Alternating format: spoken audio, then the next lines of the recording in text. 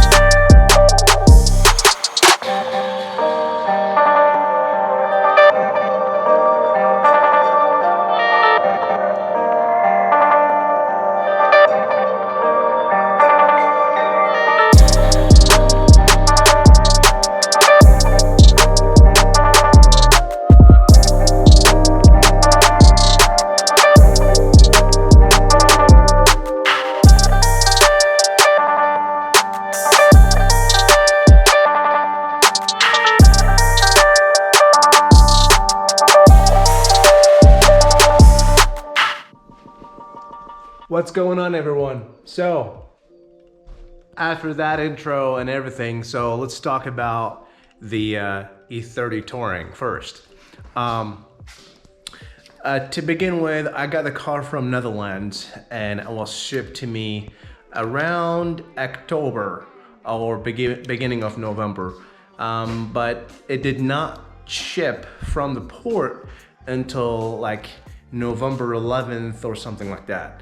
So I was able to pick up the car after like 21 days from San Diego, and I drove from San Diego to Vegas to Utah. So let's talk about the car.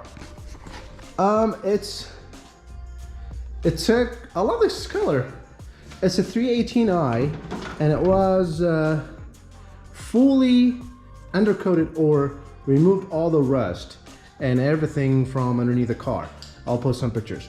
But everything was taken care of as far as body. This engine was swapped from a 318i E36, and it runs awesome. There are a few issues I want to take care of it. The idle is not so perfect when it's on cold, but everything else it's pretty good. For the color, it's freaking awesome. I don't know how to pronounce that.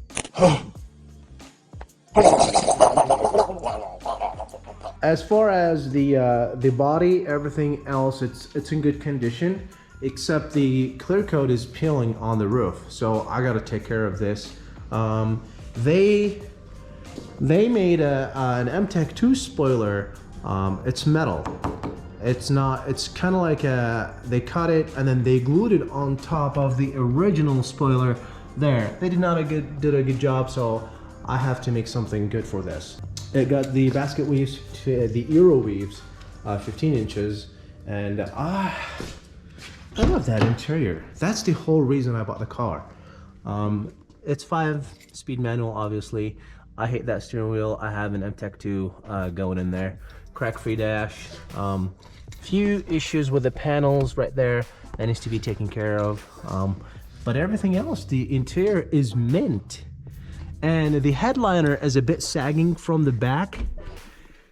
I have never seen an E30 with that black headliner. This is the first time I've seen this. And I don't actually think this is like a reupholstered or something. It looks like it's an original color. As far as the plans of this car, I will have a a turbo, maybe like a GT28 turbo, or small turbo, because I'm not going over like a 350 or 400 horsepower the top. I don't need to rebuild that motor, so I will go with a standalone ECU, and we'll have just a small turbo so I can spool the turbo pretty early, like around 3,000 RPM or 32,000 RPM. I don't want something huge for that. So that's as far as the plans of like the engine wise. The body, everything will stay stock. I don't want to do anything about this car, so it will stay stock. Maybe an M-Tech toolkit, but I don't want to do anything with that. I will just get a paint correction, and then after that, we'll just have like the clear coat painted, and or like the roof painted, and fix those small issues. Because this car, I'm not looking to sell. I'm kind of like want to keep it, and it's just like for fun. Drive it during the summer. It does have a power steering, no cruise control, does have an ABS, no air conditioning. So that's it. Does have some era goodies. Again, it's a 93 car, so it's the late model of the E30s and the 318i that came on. The late of the E30s that came in 1993. Some of them, they came like 316s and 318s in 93 and 94. So let's check out the next build. So let's talk about the coupe. The coupe pretty much has an fully built S52, Eagle rods, JE pistons, King bearings, ARP hardware everywhere, 11 millimeters oversized head bolts or head ARP head studs, and it's a non-venous M50 head. We've modified the front so we can fit the S52 cams on top. So I do have a functioning Vanos with the Link ECU in there, and it's a GTX 3484 RS, 2.5 going down, and to eBay intercooler. I'll list the size below.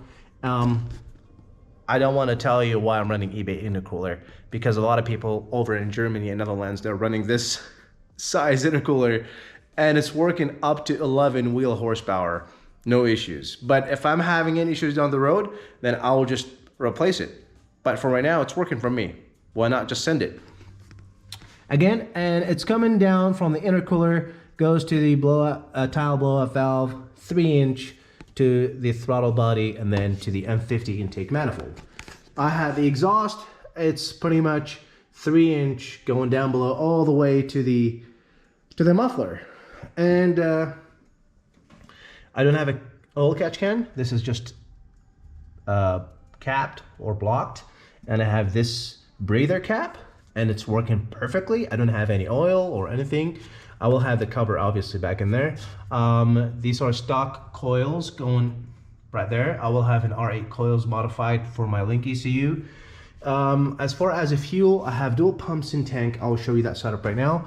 But it's 8 AN supply, 6 AN return, and this is a fuel pressure sensor that's being controlled by the ECU to trigger the second pump in tank. This is my ethanol sensor. So I have the E85 obviously running in this car, and it's working perfectly. Yes, I have an airlift in this car, and yes, it will be removed. I will have a coilovers on this car because for that kind of amount of horsepower, it's crazy really to stay with airbags. So yes.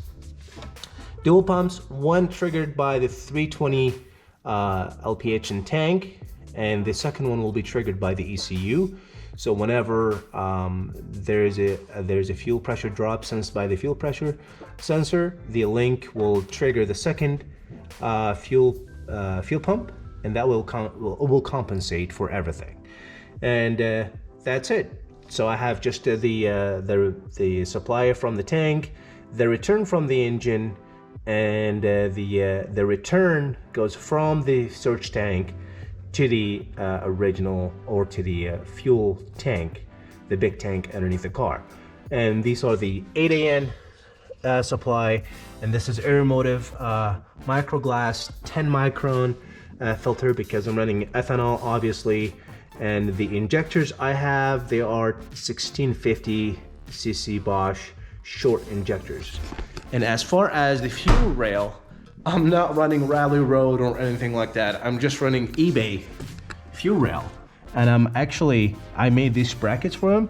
Hey, if it does work, why not? I paid 35 bucks for this. Why paying $250 for something that you can just do by yourself? It doesn't cost more than $3 for just like bolts and hardware.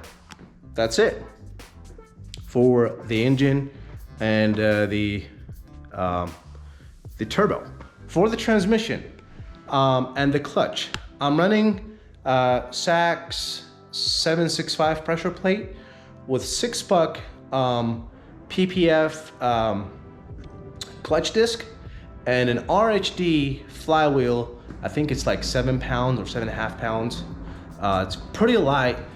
I do have rattle, but hey, it's a race car life, so you gotta sacrifice this stuff.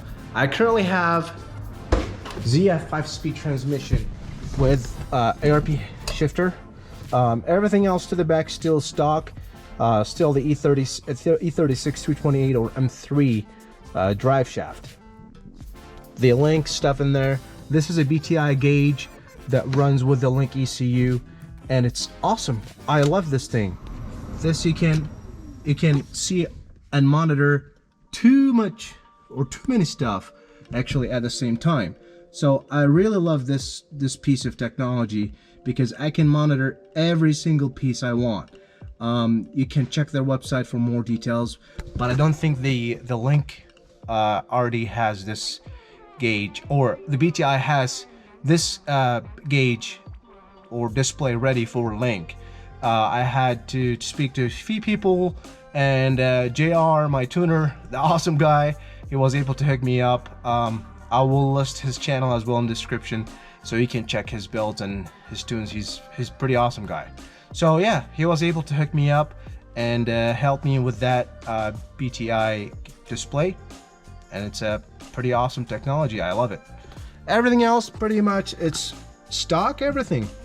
I just gotta do the center console. I had the carpet removed because we were 3D scanning the entire interior because I want to have a custom cage built. So yeah, I have to put I have to trim the center console and everything, and it will be done soon. So the clutch pedal, it's actually a bit stiff, so, but again, race car life, so it's got to be something like that.